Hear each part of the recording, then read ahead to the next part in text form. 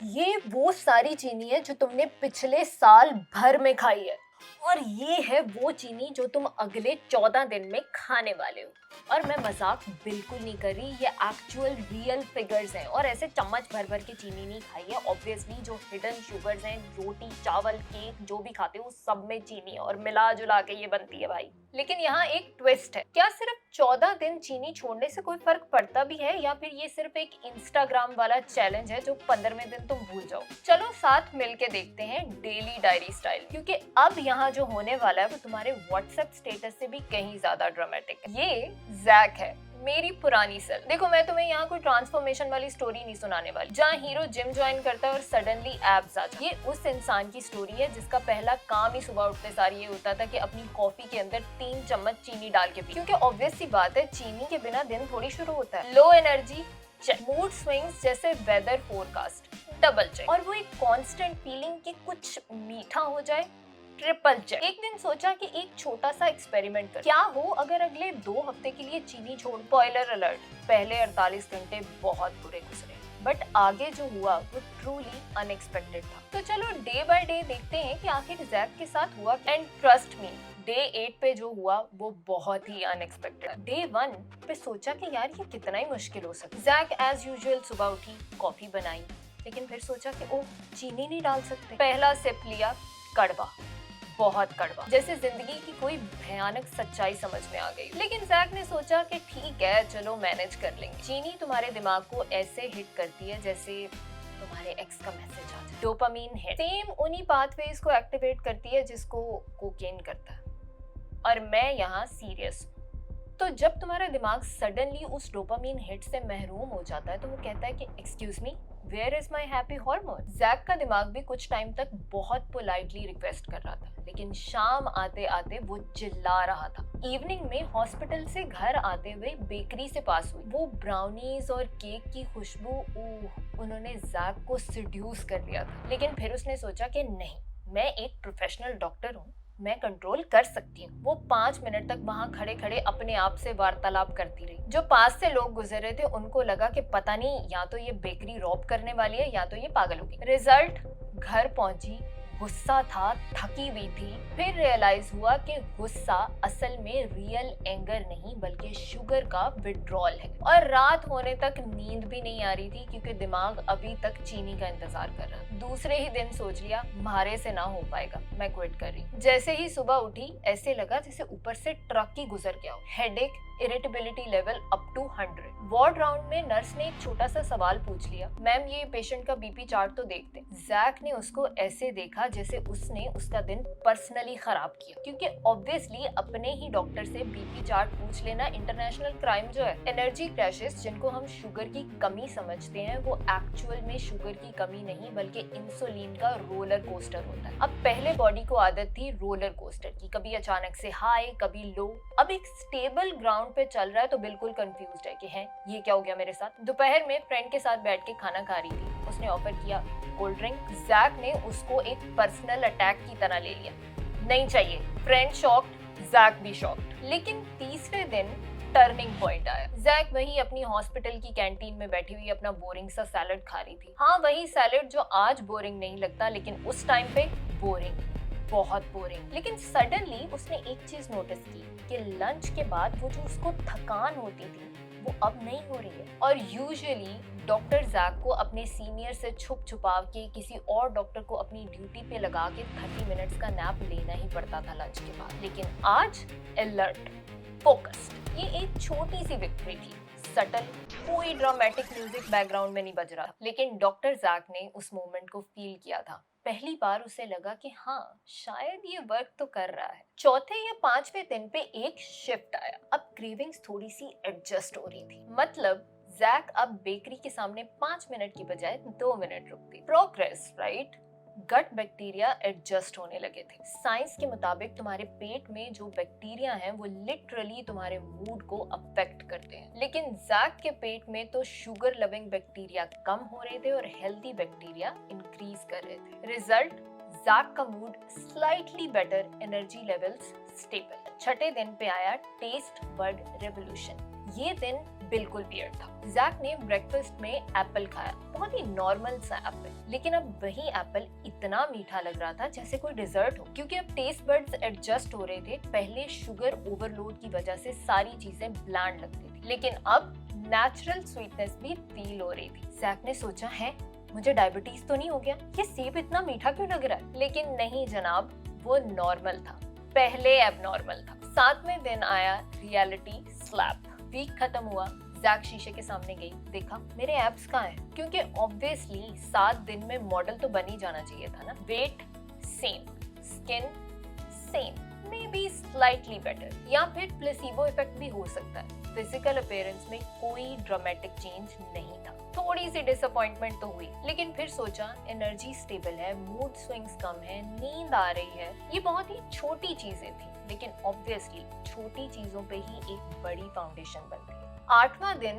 Game changer था। Hospital की party में केक आया, ब्यूटीफुल, चॉकलेटी, कॉलिंग जैक्स नेम। जैक ने सोचा बस एक बाइट ले लेती हूँ, क्या ही फर्क पड़ेगा। एक बाइट मुंह में डाली और यू, मीठा, बहुत ज्यादा मीठा, ऑलमोस्ट अनबेयरेबल। और ये एक पिवटल मोमेंट था। पहले वही केक जो हेवनली लग रहा था, आज ओवर पावरिंग लग रहा था, क्योंकि शायद जैक की बॉडी ने सच में एडजस्ट कर लिया था। उसने रियलाइज किया कि मैं चेंज हो रही हूँ, स्लो, सटल, लेकिन रियल। 9वें और 10वें दिन पे आया हिडन शुगर शॉक। अब जैक ने लेबल्स पढ़ना स्टार्ट कर दिए थे। Bread sugar, ketchup sugar, healthy granola bars sugar, बहुत सारा शुगर। एक दिन अपनी फेवरेट योगर्ट खा रही थी, सोचा पीछे पलट के देखूं तो सही इसमें चीनी कितनी है, और उसने क्विकली कैलकुलेट किया कि एक दिन में हिडन चीनी कितनी ज्यादा कंज्यूम कर रही थी, और वो भी हेल्दी फूड्स के नाम। Mind blown. 10वें दिन इवनिंग में जिम गई। हाँ जी, अब एनर्जी थी जिम जाने की। पहले दिन एक पुशअप लगाना अजाब लग रहा था, लेकिन आज 5 इजीली लगा पा रही थी। ये फिजिकल कॉन्फिडेंस का बूस्ट था। पहली बार लगा कि हाँ शायद मैं स्ट्रॉन्ग हो रही हूँ। 11वें-12वें दिन तक आते आते मेंटल क्लैरिटी आ गई थी। ये दिन बहुत इंटरेस्टिंग थे। जैक को फील हुआ जैसे ब्रेन फॉग क्लियर हो गया। वार्ड राउंड्स में फोकस 100%, पेशेंट के साथ कॉन्वर्सेशंस में प्रेजेंट। पहले दिमाग हाफ डिस्ट्रैक्टेड रहता था, जैसे बैकग्राउंड में 10 टैब्स खुले हुए हो। शुगर इन्फ्लेमेशन कॉज करती है, जो कि ब्रेन फॉग पैदा करता है। अब इन्फ्लेमेशन कम और क्लैरिटी ज्यादा। लेकिन 13वें दिन पे आया एक सोशल चैलेंज। फ्रेंड के घर डिनर था और डिजर्ट टाइम आ गया। फ्रेंड ने कहा ये ले ट्राई कर, मैंने खुद बनाया है। जैक ने कहा एक्चुअली मैं शुगर अवॉइड कर रही हूँ। फ्रेंड ने बोला अबे यार क्या होता है ये सब, थोड़ा सा खा ले, क्या ही हो जाएगा। क्योंकि ऑब्वियसली तुम्हारी हेल्थ चॉइसेस उनके लिए पर्सनल इंसल्ट जो है। जैक ने फिर से बहुत पोलाइटली रिफ्यूज किया और फ्रेंड ऑफेंड हो गई, क्योंकि गुलाब जामुन से ज्यादा इम्पोर्टेंट फ्रेंडशिप तो ऑब्वियसली नहीं है ना। लेकिन डॉक्टर जैक ने अपनी बाउंड्री मेंटेन की, क्योंकि ये उसकी हेल्थ जर्नी। और ऐसे करते करते 14वां दिन आ गया, द लास्ट डे। जैक ने सोचा ये मैंने कर दिखाया। 14 दिन कंप्लीट। मिरर में देखा, फिजिकल अपीयरेंस थोड़ी सी इम्प्रूव, कोई ड्रामेटिक चेंज नहीं था वैसे, लेकिन इनसाइड बिल्कुल different. Energy stable, mood better, confidence ज्यादा और क्रेविंग्स मैनेजेबल। और डॉक्टर जैक ने सोचा कि ये तो सिर्फ शुरुआत है, असली ट्रांसफॉर्मेशन तो अब होगा। और यहाँ से कहानी थोड़ी सी और इंटरेस्टिंग हो जाती है। 3 से 8 हफ्ते में हुआ रियल ट्रांसफॉर्मेशन, और जैक ने डिसाइड किया कि मैं 2 वीक से आगे भी कंटिन्यू करूंगी, क्योंकि पिछले 14 दिन ने फाउंडेशन रखी थी, अब उसके ऊपर बिल्डिंग बनेगी। तीसरे हफ्ते में एनर्जी लेवल्स पूरे दिन के लिए स्टेबल हो गए थे। नो 3 PM क्रैशेस, जहां कॉफी के बिना 1 मिनट भी सरवाइव करना मुहाल था। जिम परफॉर्मेंस इंप्रूव हो गई थी, रिकवरी फास्टर हो गई थी, मसल्स कम दुखते थे, और स्किन में भी एक एक्चुअल इंप्रूवमेंट फील होने लगी थी। पिंपल्स कम, कॉम्प्लेक्शन थोड़ा सा बेहतर, और ये रिजल्ट था ग्लाइकेशन और इन्फ्लेमेशन के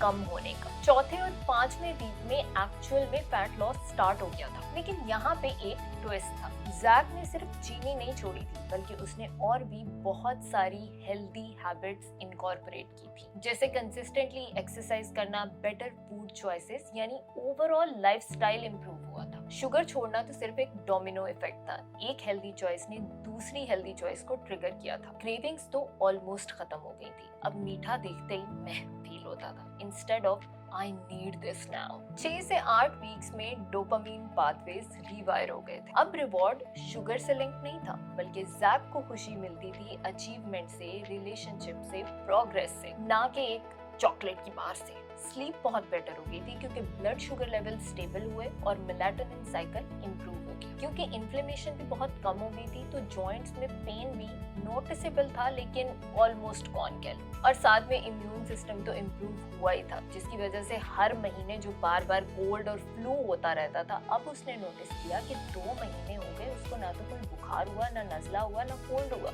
मेंटल हेल्थ में इमोशनल फ्रीडम आ गया था, less obsession with food and more control. एक दिन जैक की कॉलीग ने उससे कहा, यार तुम कुछ पहले से अलग लग रही हो, कुछ तो डिफरेंट है। और डॉक्टर जैक ने स्माइल करके कहा, yes, now I am different. तो अब यहाँ कुछ रियल टॉक कर लेते हैं। तो अगर तुम 14 दिन के लिए चीनी छोड़ते हो तो आखिर होगा क्या? पहले 2 से 3 दिन बहुत ब्रूटल होने वाले हैं। Headache, irritability, cravings, taste bud adjust हो जाते हैं तकरीबन 2 हफ्ते के अंदर। एनर्जी लेवल्स को स्टेबलाइज होने में 4 से 5 दिन तक का टाइम लगता है। मेंटल क्लैरिटी 7 से 10 दिन में इंप्रूव हो जाती है। फिजिकल अपीयरेंस में चेंजेस बहुत ही minimal, maybe slightly skin improvement हो जाए शायद, लेकिन ये एक फाउंडेशन है। असली ट्रांसफॉर्मेशन 3 से 8 हफ्ते में ही स्टार्ट होता है, और वो भी अगर तुम कंसिस्टेंट रहो तो। थोड़ा साइंस को सिंप्लीफाई करके समझाती हूँ। चीनी डोपामीन को ट्रिगर करती है, यानी एडिक्शन क्रिएट करती है। एनर्जी क्रैशेस शुगर स्पाइक से आते हैं, ना कि शुगर की कमी की वजह से। इन्फ्लेमेशन कम होने से स्किन, जॉइंट, ब्रेन, इम्यूनिटी सब इम्प्रूव हो जाता है। गट बैक्टीरिया शिफ्ट होते हैं और मूड भी बेहतर। चलो अब कुछ मिथ बस्ट कर लेते हैं, यानी जो गलत बातें तुम्हारे दिमागों में छपी हुई हैं उनको थोड़ा सा समझा देते हैं। बॉडी को शुगर चाहिए, फॉल्स। बॉडी को ग्लूकोज चाहिए जो कि कार्बोहाइड्रेट से मिलता है, ना कि रिफाइंड चीनियां खाने से। 14 दिन में कोई मिरेकल हो जाएगा, फॉल्स। 14 दिन सिर्फ एक किक स्टार्ट है, तुम्हें लाइफस्टाइल चेंज चाहिए। कंप्लीटली शुगर फ्री होना है, not realistic. Hidden sugars avoid करो, रिफाइंड शुगर को कम करो, ये डुएबल है। एक मिनी टिप दूं, अगर सिर्फ 25 से 30% भी चीनी खाना कम कर लेते हो तो उससे भी बहुत मैसिव इम्प्रूवमेंट आती है। परफेक्शन नहीं चाहिए दोस्त, प्रोग्रेस चाहिए। तो क्या जैक की कहानी यहाँ पे खत्म हो गई? नहीं, अब ये उसका लाइफस्टाइल है। चीनी बहुत ही ओकेजनली खाती है, बर्थडे सेलिब्रेशंस वगैरह पे, बट अब वो उसकी जिंदगी का रूलर नहीं है। अब तुम्हारी बारी है। रेडी हो 14 दिन का चैलेंज लेने के लिए? बस एक छोटा सा एक्सपेरिमेंट, छोटे से शुरुआत करो। चाय कॉफी में चीनी लेना कम करो, कोल्ड ड्रिंक्स को रिप्लेस करो पानी के साथ, लेबल्स पढ़ो और हिडन शुगर्स आइडेंटिफाई करो, और फ्रूट्स को अपना डेजर्ट बनाओ। कंसिस्टेंट रहो, परफेक्शन को तलाश मत करो, प्रोग्रेस को सेलिब्रेट करना सीखो। जैक ने छोटी सी शुरुआत की, एक सुबह एक डिसीजन लिया, और आज वो एक कंप्लीटली डिफरेंट पर्सन है, ना सिर्फ फिजिकली बल्कि मेंटली और इमोशनली भी। तुम्हारा फ्यूचर सेल्फ तुम्हारा शुक्रिया अदा करेगा। हेल्थ को एक जर्नी की तरह लो, स्प्रिंट नहीं मैराथन की तैयारी करो। और याद रखो कि सफर चाहे हजारों मीलों लंबा ही क्यों ना हो, शुरुआत हमेशा पहले एक कदम से ही होती है। तो आज से शुरुआत करें, क्योंकि अगर जैक कर सकती है, वो इंसान जो सुबह उठ के चाय के अंदर पहला काम ये करता था कि 3 चम्मच चीनी डाल के पीता था, तो तुम तो कर ही सकते हो।